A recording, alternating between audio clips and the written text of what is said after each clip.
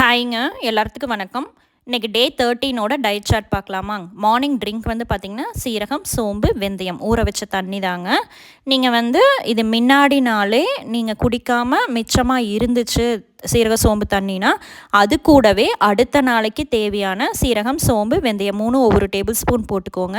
ஆனால் பகல்லையே ஒரு டைம் 2 டைமும் நீங்கள் அதை பாயில் பண்ணி நல்லா கொதிக்க விட்டு வச்சுருந்தீங்கன்னா தான் அடுத்த நாளைக்கு அந்த தண்ணி கெடாமல் வலுவழுப்பு வராமல் இருக்குங்க. இது 2வது நாள் குடிச்சிட்டிங்க அப்படின்னா 2 நாளைக்கு மட்டும்தான் நீங்கள் வச்சுக்கணுங்க. 3rd டே ஃப்ரெஷ்ஷாக தான் எடுத்துக்கணும். அந்த சீட்ஸ் எல்லாம் டஸ்ட்பின்லேயோ இல்லை பிளான்ட்ஸு ட்ரீஸுக்கோ போட்டுருங்க. சீரகம் நம்ம உடம்ப சீராக வச்சுக்குங்க. சோம்பு, வெந்தயம் குளிர்ச்சி தரும், டைஜஷன், மெட்டபாலிசம் நல்லா இருக்குங்க. அதனால தான் காலையில் நல்லா சூடாக வெதுன்னு எடுக்கும்போது ஃபேட் லாஸ் நல்லா இருக்குங்க. இந்த மாதிரி மார்னிங் ட்ரிங்க் எடுத்துக்கோங்க. அடுத்தது பார்த்திங்கன்னா நெல்லிக்காய் ஜூஸ் தாங்க. நெல்லிக்காய் நம்மளோட எதிர்ப்பு சக்தி அதிகரிக்குங்க. ஹேர் க்ரோத்துக்காகட்டும், ஸ்கின் க்ரோத்துக்காக இருக்கட்டும் நல்ல யூஸுங்க. ஒரு நெல்லிக்காய் ஒருத்தருக்கு எடுத்துகிட்டு கருவேப்பிலை தழை, இஞ்சி, அல்சர் இருக்கிறவங்க இஞ்சி அவாய்ட் பண்ணிவிட்டு ஜஸ்ட் ஒரு கிரைண்ட் பண்ணிவிட்டு அதுக்கப்புறம் தண்ணி விட்டு அரைச்சிங்கன்னா நல்லா நைஸாக அரைச்சிருங்க. வடிகட்ட கூட வேண்டியதில்லை. ஒரு 1/4 டம்ளர் தான் வரும் நெல்லிக்காய் ஜூஸுங்க. ஒரு நெல்லிக்காய் எடுத்திங்கன்னா மீதி ஃபுல்லாகவே ஹாட் வாட்டர் நல்லா வார்மாக உங்களால் எவ்வளோ சூடாக குடிக்க முடியுமோ அவ்வளோ சூடாக குடிச்சிக்கோங்க. இந்த மாதிரி ட்ரிங்க் எல்லாமே நம்ம சூடாக குடிக்கும்போது தான் நம்ம உணவு குழாயில் தேங்கி இருக்கிற கொழுப்புகள் கொஞ்சம் கொஞ்சமாக கரையுங்க. அதுக்காக தான் இந்த ட்ரிங்க் எல்லாமே சூடாக குடிக்கிறோம்.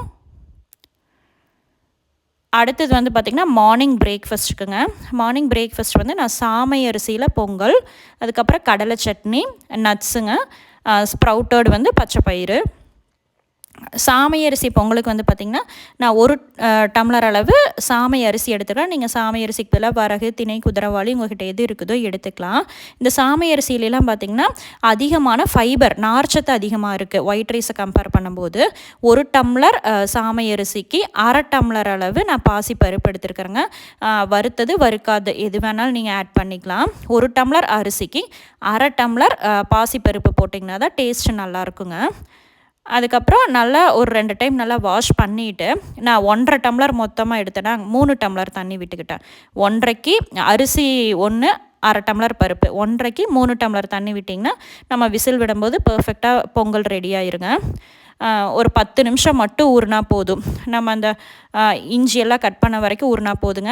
டேரெக்டாக குக்கரில் 1 டேபிள் ஸ்பூன் நல்லெண்ணெய், சீரகம் 1 டேபிள் ஸ்பூன், ஒரு 10 மிளகு சேர்த்திக்கோங்க. பச்சை மிளகாய் நான் 3 சேர்த்துருக்கேங்க. ஒரு கையளவு வேர்க்கடலை சேர்த்திக்கோங்க. வேர்க்கடலை நல்ல நம்மளுக்கு ப்ரோட்டீன் ரிச்சுங்க. முந்திரிக்கு பதிலாக வேர்க்கடலை சேர்த்திக்கோங்க. அதுக்கப்புறம் நான் மிக்ஸி ஜாரில் ஒரு 1/2 டேபிள் ஸ்பூன் சீரகம், 10 மிளகு, காரத்துக்கு 1 வரமிளகாய், கொஞ்சோண்டு இஞ்சி சேர்த்து அரைச்சிக்கிறேங்க.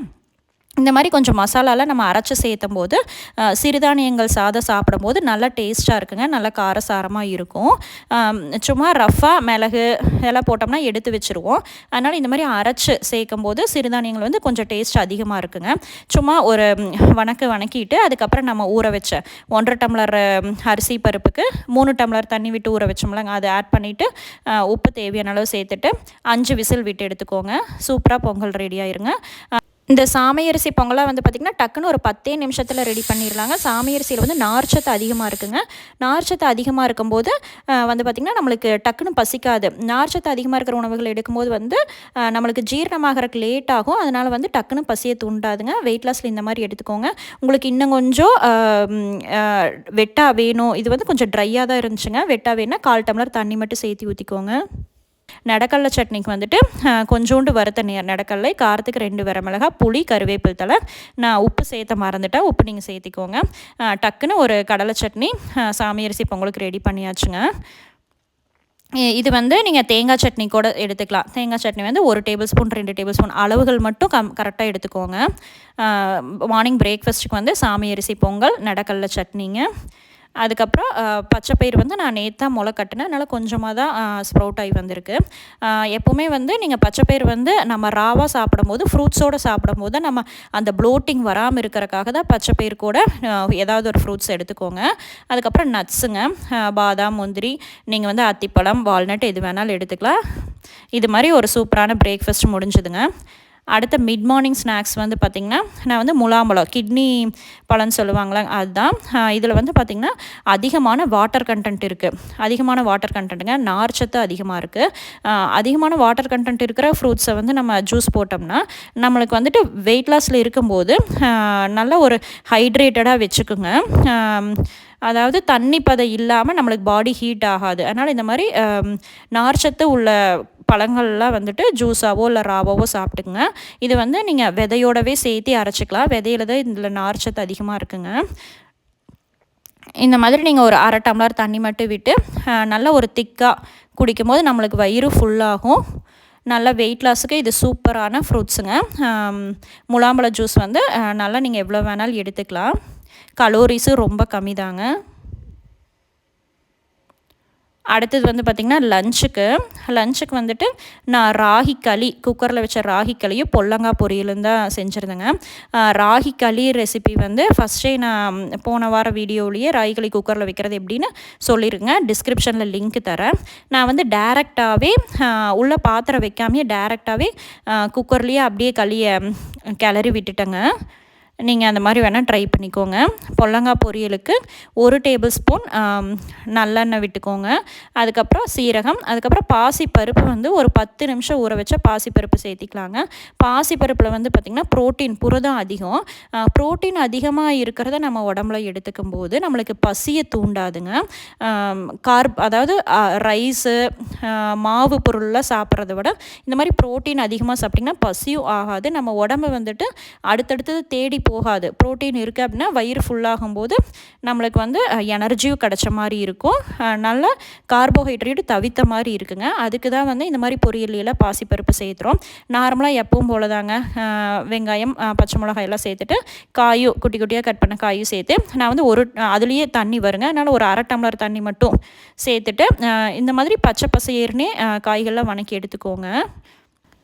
ராகி களி வந்து பார்த்திங்கன்னா டேரெக்டாக குக்கரில் வைக்கிறதுக்கு 1 டம்ளர் ராகி மாவுக்கு 3 டம்ளர் தண்ணி வச்சு நல்லா கரைச்சிட்டு அதுக்கப்புறம் நீங்கள் வந்து ஸ்டவ்வை ஆன் பண்ணி நல்லா கொதிச்சதுக்கப்புறம் மூடி போட்டு விசில் விட்டிங்கன்னா சூப்பராக இந்த மாதிரி வந்துடுங்க. நான் வந்து 3 கரண்டி ராகி களி எடுத்துக்கிட்டேன்.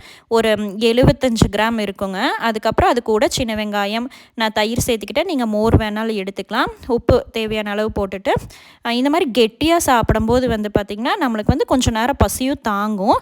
அப்புறம் ராகி கூழெல்லாம் வந்து தண்ணியாக குடிக்கும்போது நம்மளுக்கு இன்சுலின் லெவல் அதிகரிக்குமான்னு கேட்குறீங்க. அப்படியெல்லாம் அதிகரிக்காதுங்க. தண்ணியாக குடிக்கும்போது டக்குன்னு பசிக்கும், டைஜஷன் சீக்கிரம் ஆகி பசிக்கும். இந்த மாதிரி கொஞ்சம் கெட்டியாக எடுத்துக்கிட்டிங்கன்னா ஒரு 2-3 மணி நேரத்துக்கு பசி தாங்குங்க. இந்த மாதிரி தான் லன்ச் மெனு இருந்துச்சு. அடுத்த ஈவினிங் டீ டைமுக்கு வந்து பார்த்திங்கன்னா சுக்குமல்லி காஃபி தாங்க. இது வந்துட்டு நம்மளோட டீ காஃபி குடிக்கிற கிரேவிங்ஸே நல்லா குறைக்குங்க. இந்த சுக்குமல்லி காஃபி குடிக்கும்போது நம்மளுக்கு நல்லா டைஜஷனுக்கும் நல்லாயிருக்கும். இந்த மல்லி விதையெல்லாம் சேர்க்கும்போது அதுக்கப்புறம் சுக்கெல்லாம் வந்துட்டு நம்மளோட கொழுப்புகளை வந்து கரைக்கிறதுக்கு யூஸ் ஆகுங்க. கொஞ்சோண்டு வெல்லம் மட்டும் சேர்த்தி குடிச்சிக்கோங்க. மிளகு அதிகமாக சேர்த்தி அரைக்க வேண்டாம். மிளகு அதிகமாக சேர்த்துனிங்கன்னா கொஞ்சம் ரொம்ப காரத்தன்மையாக இருக்கிற மாதிரி இருக்கும். மிளகு கம்மியாக சேர்த்தி அரைச்சி வச்சு சுக்குமல்லி காஃபி இந்த மாதிரி குடிச்சிக்கோங்க. நான் வந்து கூடவே 1 கையளவு வேர்க்கடலை, கரெக்டாக 1 கையளவு மட்டும் எடுத்துக்கோங்க. அதிகமாக எடுக்கும்போது தான் நம்மளுக்கு வந்து நெஞ்சக்கரிப்பெல்லாம் வருங்க. அதனால் சுக்குமல்லி காஃபியோட வேர்க்கடலை எடுத்துக்கோங்க. நைட்டு டின்னருக்கு வந்து பார்த்திங்கன்னா நான் வந்து கார்ன் சாலடு தாங்க. ஒரு அரை கார்ன் மட்டும் இந்த மாதிரி கத்தியில் வந்து இந்த மாதிரி ஸ்லாஷ் பண்ணி எடுத்திங்கன்னா அப்படியே அந்த அடி இதோட ஊனோடவே வருங்க. ரொம்ப வேஸ்ட் ஆகாது. இந்த மாதிரி கத்தியில் நீங்கள் வந்துட்டு அப்படியே ஸ்லாஷ் பண்ணி எடுத்துக்கோங்க. நான் இது கூடவே லைட்டாக வரமிளகாய் தூள் மட்டும் சேர்த்துருக்கேங்க. கொஞ்சமாக ஒரு பிஞ்சளவு வரமிளகாய் தூளும் உப்பும் சேர்த்து மிக்ஸ் பண்ணிவிட்டு இட்லி பேனில் வச்சு ஸ்டீம் பண்ணி எடுத்தாச்சுங்க. 5 நிமிஷம் மட்டும் இது வந்து வேக வச்சு எடுத்திங்கன்னா சூப்பராக வெந்து வந்துடும். நீங்கள் தண்ணிக்குள்ளே போட்டு வேக வைக்க வேண்டாம்.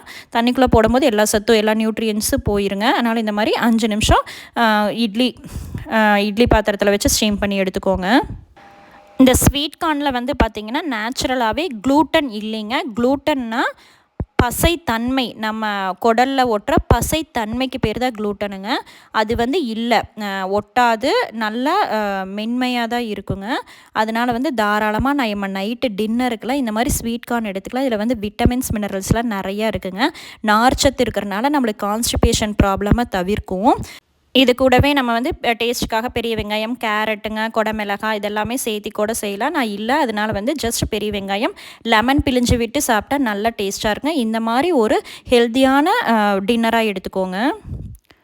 அடுத்து நைட்டு வந்து பார்த்திங்கன்னா நம்ம வந்து அந்த சாலட் சாப்பிட்டதுக்கப்புறம் 1 மணி நேரத்துக்கு அப்புறம் இந்த ஃபேட் லாஸ் ட்ரிங்க் எடுத்துக்கோங்க.